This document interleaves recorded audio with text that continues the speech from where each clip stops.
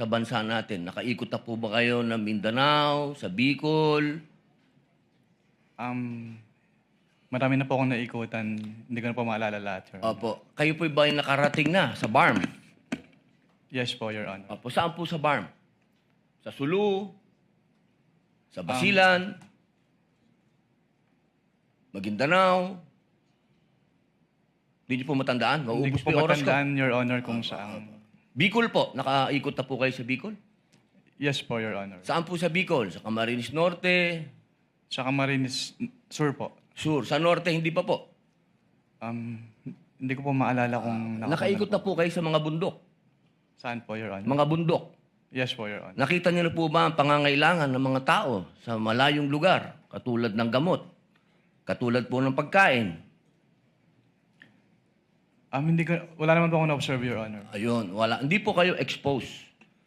Exposed po ba kayo sa threat ng terrorism sa bansa natin? Nabalitaan niyo po ba ang ISIS, ang NPA, ang Abu Sayyaf?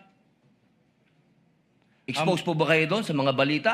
Sa news po, may Sa mga news. nabalitaan po ako, Your Honor. Opo. Alam niyo po ba na kung gaano nakagrabe ang terrorism?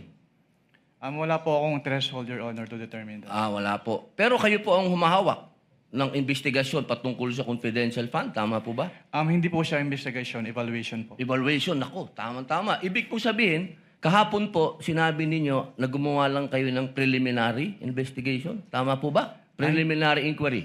Hindi po. Part po siya ng process namin na mag-issue po kami ng AOM. Opo. So, ibig po sabihin, kahapon kasi narinig ko parang yung ginawa nyo, preliminary lang. Yung AOM po, preliminary lang. Opo. Hindi po yun konklusyon. Kung ang tinutukoy niyo po ay yung... Meron po kasing provision as to the joint circular as to tinatawag na prima facie. Pakisagot na lang po kung conclusion ba po yun? Final? Final?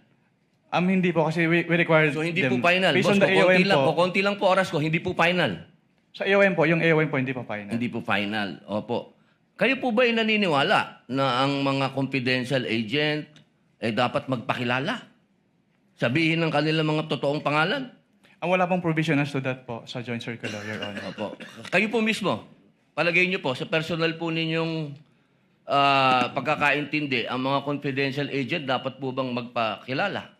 Since that calls for an opinion, hindi po ako authorized to express that, Your Honor. Ano pong definition niya ng confidential?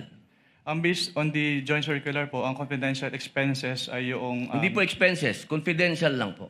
Bilang kayo po ay abogado, ano pong pagkakaintindi niyo sa confidential? classified po, Your Honor. Okay. Boss, sa next na lang po akong round. Thank you, Senator Salamat Cruz po. Padilla. You may avail of the second